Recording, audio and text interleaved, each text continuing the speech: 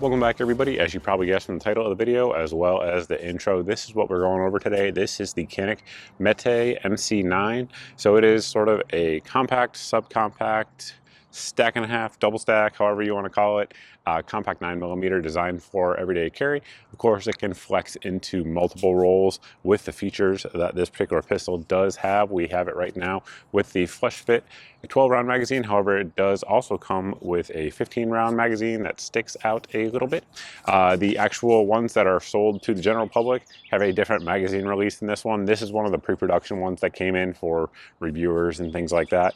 So the mags don't drop free with this mag release, but the actual production ones do, just for what it's worth. But 12 rounds there with the flush fitter, and then 15 rounder there with that extra room for your pinky.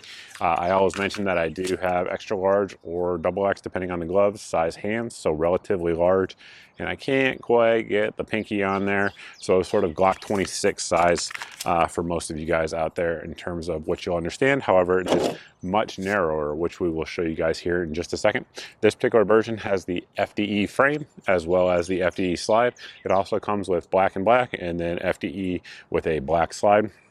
Slide, of course, has that nitrided finish on there, then is Cerakoted over. It is optics ready. It comes with the Shield RMSC cut from the factory, so there's no plates or anything like that. It just takes the Shield RMSC or Shield RMS pattern sights. You guys have probably seen it being run with a couple different sights throughout the video. It also comes with interchangeable back straps. This is the large one as we have it there, again, because I have relatively large hands. So the reason I put that large one on there is to give me a little bit more room there as we come up on the gun, to let me grab a little bit of real estate on the side of the gun, at least as much as I can anyway. And I suppose with that, that's sort of a general overview. Let's check it out up close and personal, compare it to a couple of the competitive offerings size-wise, and kind of show you guys some of the features that the pistol has. The first thing we'll do before getting into the details is drop our magazine. We will ensure that the pistol is clear, and of course it is. No round, no magazine in the chamber. So let's talk about the grip texture here. Grip texture is average, I would say, for a pistol of this type. I personally would like it to be a little bit more aggressive and also checkered up through here. But on the front strap and the side strap is basically the exact same texturing. It's not bad at all, but if we look at previous versions of the Caniks, these front straps, these sort of raised nodules, if you will, do give you a little bit more texture, and I would like to see that on this pistol as well. I'm not sure why they went away from that. The only thing I can think is that they thought it may irritate some folks' skin for an inside the waistband type of carry. That said, I pretty much always, if you guys watch the channel, lean towards more aggressive texturing. You can always decrease it with a little bit of sandpaper, but it's hard to increase it. But it's not bad. It's definitely not something that would prevent me from carrying the gun at all. Looking into our back straps here, one thing about the Canik pistols is that you can change them out. There's a roll pin that goes through here, and of course Caniks do come with the toolkit to change everything out, also the tools for your optics, the tools to drive this pin, anything like that. Caniks come with a lot of different accessories, also a cleaning kit, also a holster which is inside the waistband or outside the waistband. You can swap it out. So in terms of what it comes with a lot. But in terms of how it sits in the hand, it's a nice neutral grip angle, very similar to the Smith & Wessons. If you guys like that type of 1911 grip angle, you will like this one as well. Like I mentioned earlier, the magazine release is a pre-production version.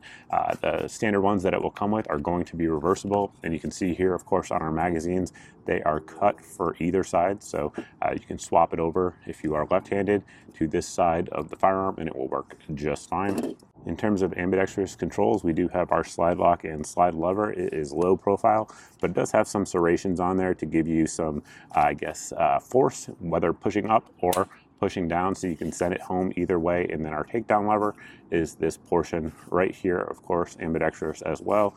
Canik pistols, particularly the Mete series, are known for having phenomenal triggers. This one is good. That said, it's not quite as good in terms of like a match trigger as the full-size guns. So obviously we have that trigger safety, which is that red piece out there on the front. Unless we actually depress that, the trigger will not go home, as you guys can see there. But if we press that one back, we'll show you guys the trigger here. That is kind of the slop. Comes back here, and that is the wall. A little bit of creep and some break. Basically, the creep that you're getting out of that is the same kind of creep that you're going to get with virtually any polymer trigger on the market. It's just a function of the polymer in the trigger itself flexing. And then our reset right there.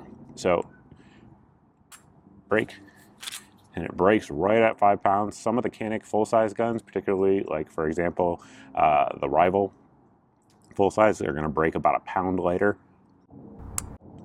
But the reset, just as good as my opinion, and just a little bit of play in that trigger, but we are absolutely kind of splitting hairs. It's a fantastic trigger compared to just about any other competitive offering on the market. It's going to be the best trigger in its class, in my opinion, for sure. Crisp, audible, tactile.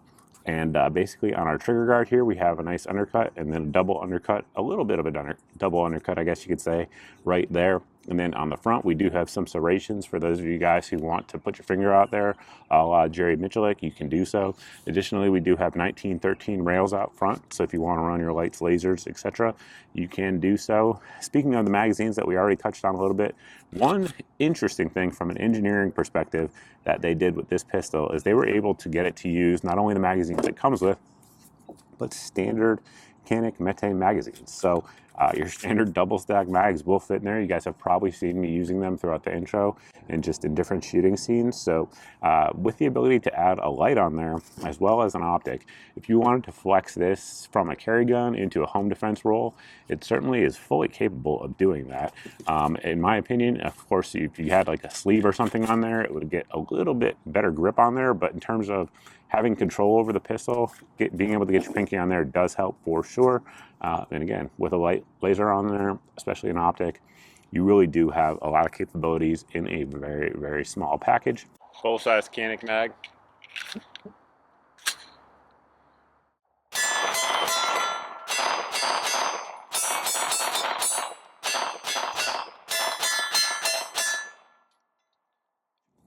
Continuing up to the slide, obviously, like we mentioned, this one here does have the Cerakote finish on there, but the nitride underneath. We do have forward serrations for you press checkers, and then additionally, we do have a chamber, loaded chamber indicator rather. So if there was a round in the chamber, that would be sticking up, so that way you could get a little bit of a press check in low light conditions to know if the pistol had a round in the chamber. We've discussed already, of course, the actual optics cut. It does have a metal plate on there. That's something that a lot of competitive offerings have been switching out to polymer, but this one still is steel. And the serrations on the rear, perfectly functional, easy to grab onto. They're not the most aggressive serrations out there, but again, they're perfectly functional. On the rear of the pistol, we do have our striker indicator that lets you know that the striker itself is cocked.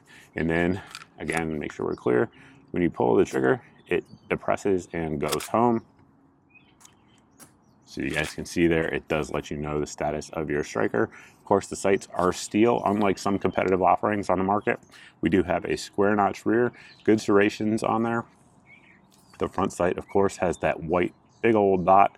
I have zero issues with this sight configuration. I personally prefer a blacked out rear. We've discussed that many times on the channel. And then either fiber optic or tritium would be my preference. But for the price point that this pistol comes in at, not mad about it at all. And of course, it's perfectly functional with that big old dot drawing your eye to it. Getting into disassembly on the pistol, of course, we want to make sure that it is clear. And we're going to send the slide home, point in a safe direction, press the trigger, pull back slightly on the slide, pull down on both tabs. And it doesn't have to go all the way forward. It just has to go forward a little bit and then comes off, because what it is contacting here are these rails. So this rail section, steel here on the rear and steel here. You guys can see it's nice and polished up. I probably should have cleaned the pistol before taking it out here, but I didn't. All the surfaces though are polished on it, particularly where the trigger interfaces with the striker, as well as our safety back here. So everything is polished up, which helps with that trigger pull that we just talked about there. The actual guide rod and spring are going to be steel. I know that's something a lot of folks do dig. Barrel itself is just under 3.2 inches, of course, cold hammer forged, chrome lined, which you would expect from Canik. At this point, you guys can see that we do have a nice wide feed ramp feeding hollow points. Had zero issues feeding hollow points throughout this video. We've shot both 147 grain Winchesters as well as 124 grain AAC with the XTP bullets. It ate them up just fine. You guys can see that nice nitrided finish on the inside that we talked about. Of course, the Cerakote, like you said, just on the outside, but that nice nitride finish is going to give you good surface hardness, corrosion resistance, good lubricity, and just a good lifetime of wear. You can also see no chatter marks at all. And reassembly is the same, just in the opposite order. Just going to line those rails up with the cutouts, cycle back, and we are good to go.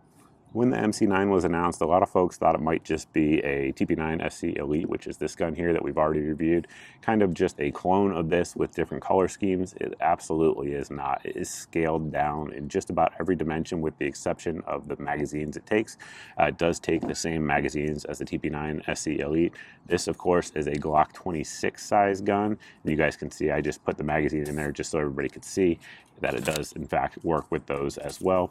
And in terms of size, I'm going to let you guys get a look at it. When we're talking about guns like this with a stack and a half, single stack, whatever you want to call them, size guns, everything is really about small adjustments in terms of size. So you can see there it is slightly shorter when we line them up compared to the Elite SC, but in terms of width, it's significantly narrower. I'm not sure if that comes across on camera. Of course, we'll roll the dimensions in throughout the review, but it is a good bit narrower. Now, for a concealed carry, it makes a huge difference.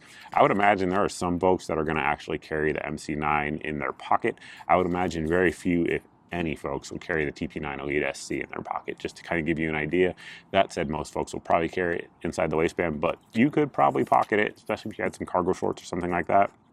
But again, looking at it here probably gives you a better idea of just how much more narrow it is. It is significantly more narrow than the predecessor. And just for some competitive offerings, this is the Shield Plus. This is one of my EDCs. I carry this gun all the time, and you guys can see that with the wear pattern that we have on there. But compared to size, just to kind of get an idea of how it compares overall, very, very similar. I would say the Canik is a touch bigger in terms of how it feels, but not by much. In terms of how it shoots, let's check that out side by side.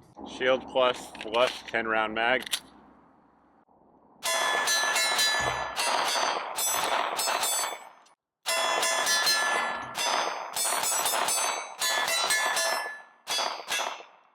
And we'll compare it to the Glock 43X. Of course, the MOS version is probably the more apt comparison. I just don't have one. But you guys can see there compared to the 43X how it is size-wise. Pretty similar overall. The 43X is definitely longer, so if you're carrying inside the waistband, it absolutely is a longer design. I do have the Shield Gen 3 mags in there right now, but your flush fit Glock 10 round mags are going to be similar in size. So magazine wise, from the factory, the Canik absolutely has the Glock beat. Additionally, as you guys can see, the Glock is a scotch longer as well. Now that we've talked about the feature set as well as compared the size of it with a couple competitive offerings, let's talk about a few things that are always important in any firearms review. Number one is going to be reliability. So this firearm has been 100% reliable with anything we've put through it to date. Right now we have right around 700 rounds through it. The vast majority of that has been Minuteman munitions, 115 and 124 grain. But like I talked about, we also put some hollow points through it as well just to test reliability. Stone cold reliable, 100% reliable. Price point, which is a very important thing when talking about this particular firearm in terms of value. What do you get, bang for your buck, those sorts of things. Like we talked about, it also comes with a holster, which is an advantage that some of the other competitive offerings do not. That said, there are also aftermarket holsters which are available for this already. I would imagine that's going to become more and more so true. However, I think the MSRP on this thing right now is like $450 or something like that. It's close to that. I know it has shifted rather, but the thing is, as of right now, I'm recording this in late April 2023. You can't find these things. Like, they're sold out everywhere. I've been waiting to make this review for months now. I've had this one in for a couple months. I actually got one in, like I said, beforehand. That's why I have the Funky Magazine release on there. And I've been waiting for these things to be in stock to drop my review, but they're just not in stock. People are pre-ordering them and they're just being sold out. So as fast as they can make them, as fast as they can bring them in, is as fast as they're selling. So price point wise, you get a lot of value for your money, in my opinion. Like I said, the Shield Plus has been one of my go-to EDCs now since it's come out. And would I carry this over the Shield? No. But does it mean that it's a bad gun? Absolutely not. If I didn't have a Shield, this would absolutely be going into my carry rotation. I've just had the Shield longer, more time to shoot it, more rounds through it. That gun's got like 3,000 rounds through it at this point, so I'm just very accustomed to it. Does this thing have features that are better than the Shield? Yeah, absolutely. The trigger is way better. I think probably the ergonomics is just as good in that regard. The slide ride is a little bit higher. I do like the optics cut on this better than the optics cut Shield, which we didn't show you, but I do have one in. That's definitely better. The trigger, again, like I said, way better. Price point, very similar. The Shield Plus is also a very affordable gun. And if you compare it to like the P365, which we didn't have out here, the P365 is going to be smaller. That said, in terms of like the shootability score, if you will, this one is definitely better than the P365, pretty darn close to the Shield, which in my opinion kind of is the gold standard in this category. Like we talked about, maybe a scotch larger, which probably helps in that regard. Now, I haven't shot the Masada compact version, which is definitely another competitive offering in this category. I haven't shot that one a lot to compare it to, but I do think that in a lot of ways, the Shield Plus kind of is the king of the category, which, like I said, is a gun I trust my life to all the time.